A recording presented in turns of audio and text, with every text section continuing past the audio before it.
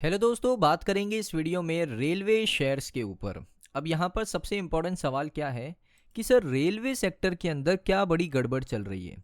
Railway share हमें crash होते हुए देखने को मिल रहे हैं। अगर आप देखोगे सभी के अंदर आपको गिरावट देखने को मिल रही है। सभी शेयर आपको कोई 10% के डिस्काउंट पे, कोई 20% के डिस्काउंट पे, कोई 40% के डिस्काउंट पे या कोई 50% के डिस्काउंट पे मिल रहा है। इसमें गड़बड़ क्या चल रही है वो इस वीडियो में हम क्लियर आउट करेंगे। सबसे इम्पॉर्टेंट चीज़ क्या है दोस्तों रेलवे शेयर्स के लिए, कि अगर आप नोटिस करोगे ना कि रेलवे शेयर ने यहाँ पर पैसा बना के भी दिया है और बहुत सारे इन्वेस्टर्स का पैसा लूज़ भी किया है। अभी तो चलिए एक रीज़न ये हो सकता है कि भाई मार्केट गिर रहा है, निफ्टी 50 गिर रहा है, इस वजह से रेलवे शेयर गिर रहा है।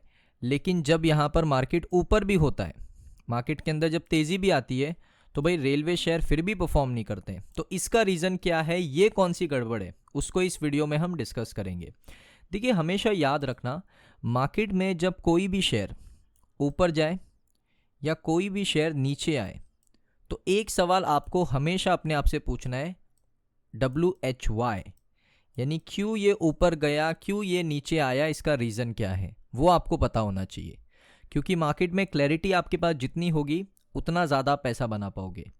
सो यहाँ पर वाई एक सवाल पूछना है कि अगर ऊपर भी गया तो क्यों ऊपर गया, नीचे भी आ रहा है तो क्यों नीचे आ रहा है। आज की इस वीडियो में दोनों ही सवाल के मैं जवाब दूंगा रेलवे शेयर्स के लिए। तो एग्जाम्पल के लिए ले लेते हैं IRFC को। अब ये IRFC का चार्ट है। अब यहाँ पर देखोगे गिरावट आपको देखने को मिली।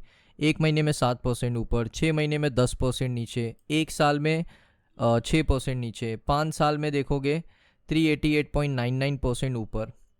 अब यहाँ पर ये तेज़ी आपको क्यों देखने को मिली, ये वाली तेज़ी, यहाँ से शेयर कंसोलिडेट करके ये तेज़ी क्यों देखने को मिली, इसका रीज़न क्या है, ये तेज़ी क्यों आई है। इसका रीज़न है दोस्तों रेलवे बजट। रेलवे बजट है दोस्तों इसका रीज़न। अब कैसे है उसको समझते हैं। देखिए, बजट है ना रेलवे सेक्टर के लिए बहुत इंपॉर्टेंट होता है। कंपनीज एक्सपेक्ट करती है कि अगर बजट अच्छा आएगा ना, तो इस बार मैं क्या करूँगा, इस बार अपने साल भर का रेवेन्यू कैलकुलेट कर लूँगा कि अगर सरकार ने 2-2.5 लाख करोड़ का बजट दिया, तो मैं एक्सपेक्टेशन रखता हूँ कि मैं इतना पैसा बना लूँगा। क्योंकि रिमोट कंट्रोल है सरकार के पास में, रिमोट कंट्रोल कंपनीज के पास में नहीं है, रिमोट कंट्रोल है सरकार के पास में। क्योंकि सरकारी बजट तय करने वाली है कि रेलवे को कितना बजट मिलना चाहिए।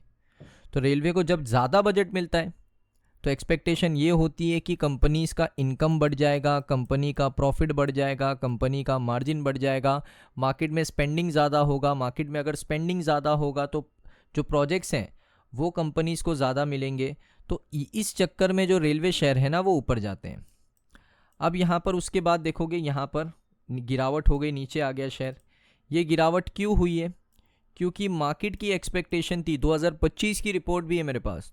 2025 में रिपोर्ट ये थी कि भाई 3 लाख करोड़ का बजट 2025 में आने वाला है। फाइनेंशियल ईयर 26 में 3 लाख करोड़ का बजट आएगा। लेकिन आया क्या, नहीं आया। बजट कितना आया, 2,55,000 करोड़ का। तो मार्केट को डिसपॉइंट किया, तो उस वजह से शेयर नीचे आया। तो तेज़ी का भी रीज़न पता होना चाहिए कि भाई तेज़ी क्यों हो रही है, गिरावट क्यों हो रही है।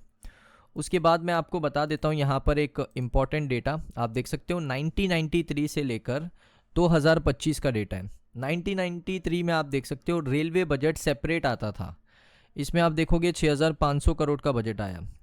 1994-95 6,515 करोड़, 7,500 करोड़, 8,300 करोड़, 8,403 करोड़, 9,500 करोड़। आप देखिए कितना कम बजट था। मैं आपको यही दिखा रहा हूँ बजट कितना कम था। 1999 में 9,700 करोड़, 2000 में 11,000 करोड़ का बजट, 2001 10,000 करोड़, 2002 12,000 करोड़, 2003 13,918 करोड़, 2004 14,198 करोड़। लगातार बजट बढ़ा है। 2016-17 में अगर आप देखोगे ना, ये बजट में सबसे बड़ा जंप आया है, लगभग 14 के बाद ही सबसे बड़ा जंप आया है। 2009 और उसके बाद 2010, 2011, 2012, यानी 2010 से लेकर 2010, 2011, 2012 और 2013, ये जो 4 साल हैं, इसमें ऑन एन एवरेज बजट आया है 48,000 100 करोड़ का, 48,000 करोड़ का बजट आया है इन 4 साल में। 2010 में भी 48,000, 2011 में भी सेम, 2012 में भी सेम, 2013 में भी सेम, 2014 में भी सेम बजट आया। उसके बाद 2015-16 आप देखोगे 1 लाख करोड़ को क्रॉस किया, 16-17 में 1,21,000 करोड़ को क्रॉस किया। उसके बाद देखोगे यहाँ पर अब रेलवे बजट हो चुका है मर्ज, यानी अब रेलवे बजट सेपरेट नहीं आएगा। सरकार ने ये फैसला किया कि भाई हम उसको बजट के अंदर ही शामिल कर देते हैं। अब यहाँ पर मर्ज हो गया रेलवे बजट। 2017-18 देखोगे 1,30,000 करोड़। अब यहाँ से डेटा इंटरेस्टिंग है, 2017-18 देखोगे 1,30,000 करोड़, 2018-19 देखोगे 1,48,000 करोड़, 2019-20 देखोगे 1,60,000 करोड़। ग्रोथ देखिए आप, 20-21 1,61,000 करोड़, 21-22 2,15,000 करोड़, 22-23 2,45,000 करोड़। उसके बाद देखोगे यहाँ पर 23-24 2,40,000 करोड़, ये देख सकते हो। 24-25 2,62,000 करोड़, 25-26 2,65,000 करोड़।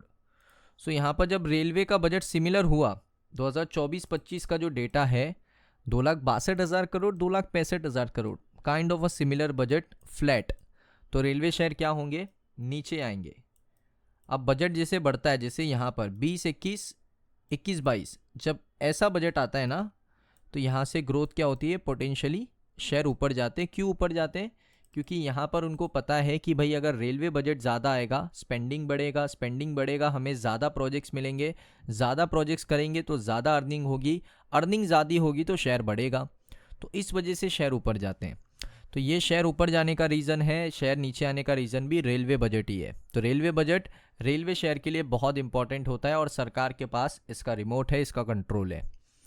अब यहाँ पर इंपॉर्टेंट चीज़ क्या है कि अभी भी बहुत सारी रिपोर्ट्स आ रही है कि रेलवे बजट आ सकता है 3 लाख करोड़ का, कहीं पर रिपोर्ट है 2,76,000 करोड़ का बजट आ सकता है, कहीं पर रिपोर्ट है 2,65,000 करोड़ का बजट आ सकता है।